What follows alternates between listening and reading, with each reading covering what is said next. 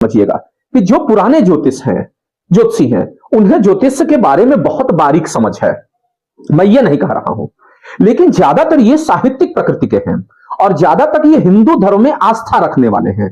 तो ज्योतिष जैसे विज्ञान को एक साहित्यिक और आस्थावान दिशा देने में इन्होंने बड़ी भूमिका निभाई है। अब ये बताइए कि कोई मैं लंदन की कुंडली देख रहा हूं, कोई यूरोपियन आदमी है या पाकिस्तानी आदमी है या भारत का ही मुसलमान है, और मैं उससे मंगल का निदान बताऊं कि हनुमान चालीसा पढ़ो, तो वह पढ़ेगा? नहीं पढ़ेगा, जाहिर सी बात है। तो मंगल को ठीक करने के लिए हनुमान चालीसा पढ़ना यह आस्थात्मक है या एक वैज्ञानिक दृष्टिकोण है? अगर जाहिर सी बात है, कुंडली तो पृथ्वी के सभी नागरिकों की बनेगी, या सॉरी सभी व्यक्तियों की मिलेगी, किसी भी देश का नागरिक हो उसकी कुंडली बनेगी। तो क्या वह हनुमान चालीसा का पाठ करेगा? या हर उस संस्कृति में हनुमान चालीसा को महत्व दिया जाता है, या हिंदुओं पर अप्लाई किया कर सकते हैं आप इस आस्था को? उसके लिए अलग निदान होगा। तो पुराने ज्योतिषियों में एक ये बड़ी समस्या दिखा दिया कि ज्योतिष जो कि एक विज्ञान है, उसको उन्होंने एक रिलीजन का जो चोला पहना दिया, तो हमारा ज्योतिष इससे बदनाम हुआ।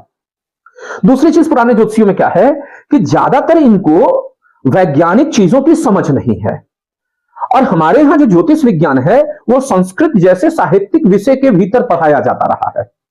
गौर से समझना है पूरे इसी को, आप भी देखें और हमारे दर्शक भी देखें।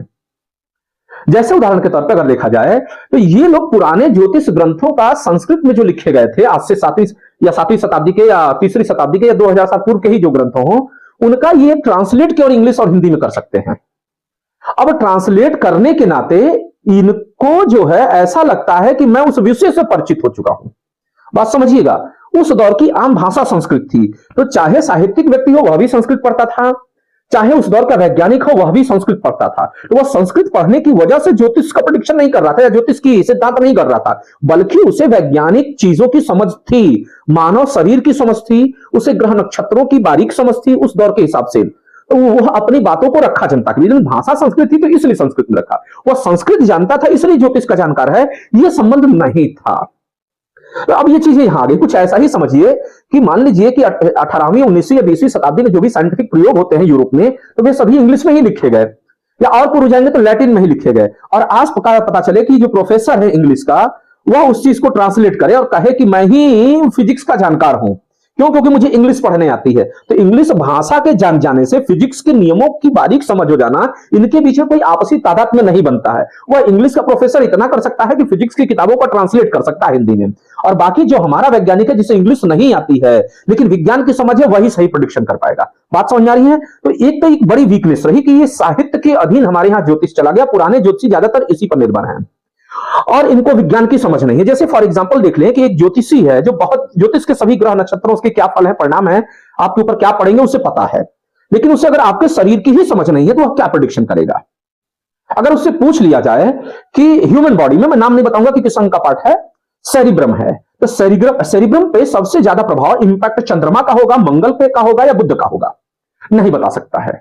जो फेलोपियन ट्यूब पाया जाता है वह चंद्रमा से ज्यादा प्रभावित है, मंगल से या बुध से?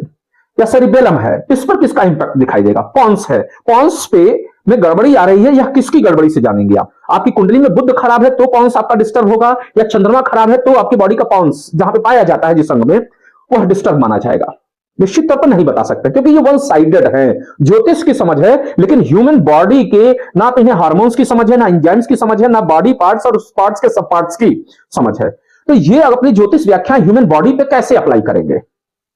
नहीं अप्लाई कर सकते हैं। तो इसलिए जो पुराने ज्योतिषी हैं इस दौर में फेल्ड होते चले जा रहे हैं। बातें आप समझ गए होंगी। इसको एक एग्जांपल पॉलिटिकली अगर मैं देने की कोशिश करूं तो जैसे कि जनरल स्टडीज पे लड़का भारत अमेरिका संबंध पढ़ा हुआ है, इंडो यूएस रिलेशन, उसे इंडियन फॉरेन पॉलिसी की समझ है या उसने किताब में इंडियन फॉरेन पॉलिसी पढ़ा है, तो वह इंडियन फॉरेन पॉलिसी के आधार पर इंडो यूएस रिलेशन पढ़ा देता है जनरल स्टडीज लेवल पे, और लड़के खुश हो जाते हैं कि सर बहुत अच्छा पढ़ाए हैं।